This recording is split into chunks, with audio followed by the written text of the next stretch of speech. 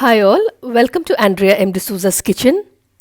Today my brother Aaron is going to prepare for you some delicious halim. Halim is one of the most famous foods eaten during the month of Ramzan, and it is a family favorite as well as a favorite among our friends and many of the people that I know. Every year during the month of Ramzan, Aaron and his friends travel to the different locations in Bombay, especially to Muhammad Ali Road and to the lanes behind Bahari Masjid, just to sample the delicacies. But this year, since we were unable to travel out, Aaron decided to cook some halim at home. And it turned out so delicious, even better than the ones that you get on the lanes and in the shops outside. Making this dish was a tedious process. It took Aaron a very long time, at least around 6 to 7 hours to make it. But as you all know, if you want to eat something as delicious as halim, you need to put in that effort. And yes, Aaron did have a little help from his friend Marshall, who came around to help him with the cutting and especially with the pounding of the meat towards the end. I did not do anything this time. I just sat and I watched what was happening. And it was an enjoyable process. So do try it out. I'm sure you will enjoy this halim as much as we did. And don't forget to subscribe to my YouTube channel and to like my videos, especially this one. And share my recipes and my channel with your family, friends, and all those who like good food, especially Goan food, because many of the recipes on my channel are Goan recipes, the authentic Goan food that we eat in Goa. So here's the recipe. Enjoy it. Today I'm going to prepare another of my favorites known as halim. For that we need 150 grams dalia, also known as broken wheat. The dalia and all the other ingredients that will follow will have to be soaked overnight. 1.5 tablespoon chana dal, again soaked. 1.5 tablespoon masoor dal. 1.5 tablespoon moong dal. 3 tablespoons urad dal. 10 to 12 cashew nuts and almonds. Again, these are soaked as well. 6 tablespoons of barley, soaked as well. These are all my ingredients of the base. Make sure that they are soaked well, minimum overnight. So I have taken 1.5 kg mutton. We're going to marinate the mutton now. Adding around 300 grams curds, 3 tablespoons of salt, 1.5 teaspoon of pepper powder, 2 tablespoons of chili powder, 1 teaspoon of spicy chili powder. Now this is optional. We like it spicy, so I'm adding it. Half teaspoon of haldi powder, 1.5 teaspoon of garam powder. You'll find the recipe on Andrea's channel.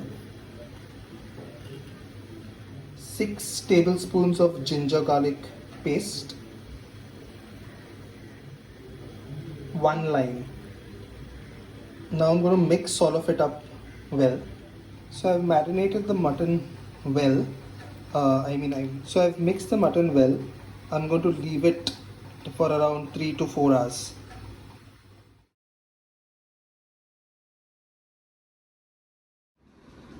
The dals are now mixed together along with the cashew and almonds.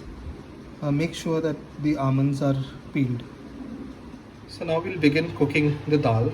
We're going to do it in a vessel and not a cooker. So all the mixed dal is going to get added. And I'm going to add around 1.5 liter of water to it. The more water, the better. So I've added the 1.5 liter of water. Make sure that the gas is on low medium flame and keep stirring the dal so that it doesn't get burnt.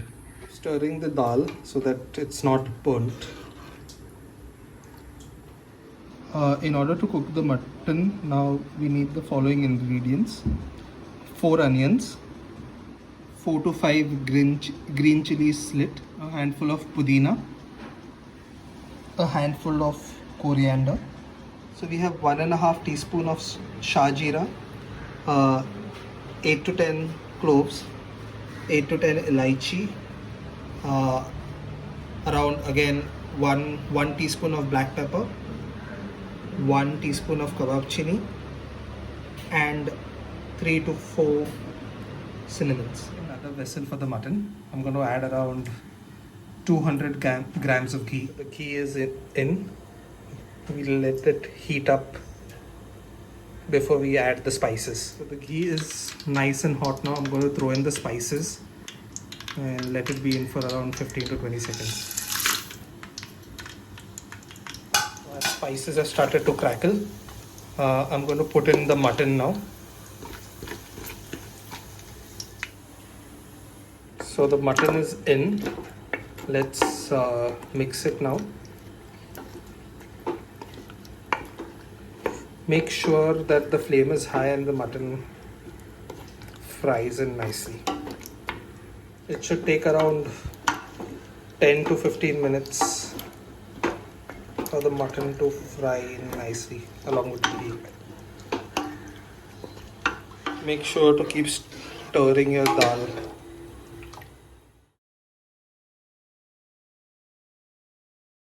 I've added the onions in. Let's make sure to mix it up well. Ideally the onions have to be put in first so that it fries along with the ghee. Ideally your onions should be fried light brown. You can fry it separately and put it in, or you can put it directly in. That's okay.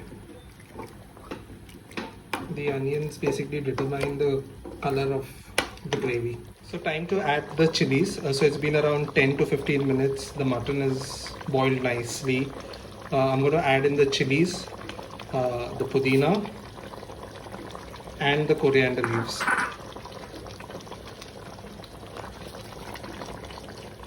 Okay, so all of it is added in. I'm mixing it up well. Also now we'll have to add around 4 cups of water to this. So I've added around 4 cups of water. We'll reduce the flame and let the mutton cook. I'm going to put on the lid and let it cook. It's going to take at least around 2 to 3 hours. In the meanwhile, keep stirring your dal as well. So we are stirring the dal. The water is still evaporating. Same with the chicken. Same with the mutton. If you look, the water is evaporating and the mutton is cooking. So we have to cook the mutton until and unless it's tender and it melts. So the mutton is cooking well. We need to check if the mutton is soft enough. Yes, it is. We need to check if the mutton is breaking easily. It is. But let's allow it to cook for another 5 to 10 minutes.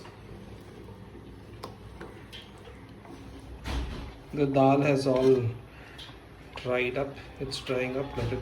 Let's give it a stir. So it's getting all nice and thick. A little more time till that water evaporates.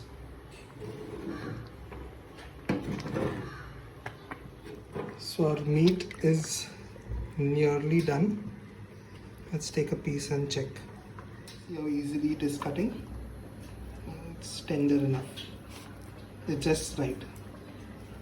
I think we can switch off our gas for the mutton. Checking our dals.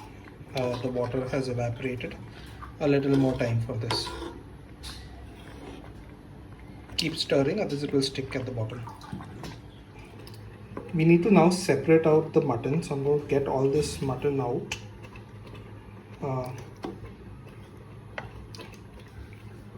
into a separate bowl. Ensure that you're draining off all the gravy.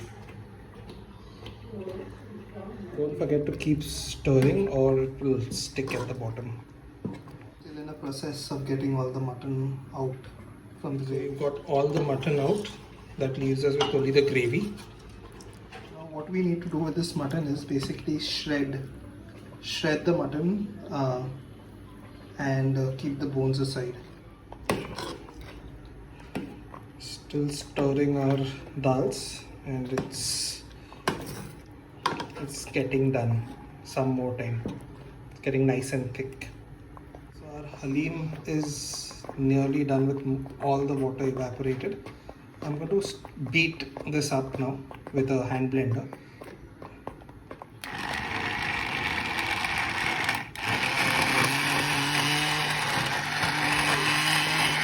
So I'll continue to beat it up and once it's into a fine paste, if there is any additional water, we'll still allow it to, we'll still keep it on the gas so that it evaporates as well and we'll keep beating it. Remember, it needs to be, so you see the water is evaporating and it's a fine paste now. We'll still continue for a while. So this is our dal mixture. Look at the consistency, it's perfect. Time to switch off the gas. We've also shredded the mutton piece and separated the bones. So here you go. The bones are all separated. I need to get a little oil out separately, so I'm going to take the ghee that we had. So just a little. I think we have enough of oil. The mutton back into the gravy. So this is all the shredded mutton that's going in.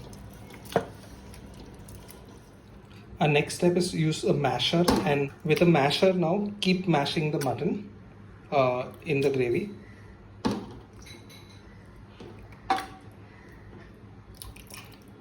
The idea here is to keep beating it hard and smashing it until the texture is nice and smooth. So all your hard work depends on how long you keep doing this. After half an hour of nearly bashing it, now the time to add the dal in. So keep adding dal little by little to check the consistency. Time to mash it again now with the dals. Take in a pan again, put around 3 tablespoons of ghee. I'm going to fry some onions in them. The oil is nice and hot. I'm going to throw in 2 onions now, finely sliced. So my onions are in. I'm going to fry. So I'm frying the onions on a high flame. We put the halim back on the gas. I'm going to add around half teaspoon of garam powder, some mint leaves, pudina, coriander, 1 tablespoon of ghee. And we're going to mix it. I'm also going to add some pepper, just sprinkle some pepper, and I'm going to just mix all of it well. Onions are nicely fried. I'm going to just switch off the gas now. Remember that you need to keep stirring it, beating it for nearly an hour 15 minutes after you shred the mutton. I've added the fried onions and I'm going to just stir it and mix it up well. So this is how you keep hitting it, and you need to do it for at least 1.5 hours. Added back the oil that we had kept aside, and we're going to beat it again. The consistency level, that this is how we know that our halim is ready. Look at the consistency, the thickness. Time to switch off the gas.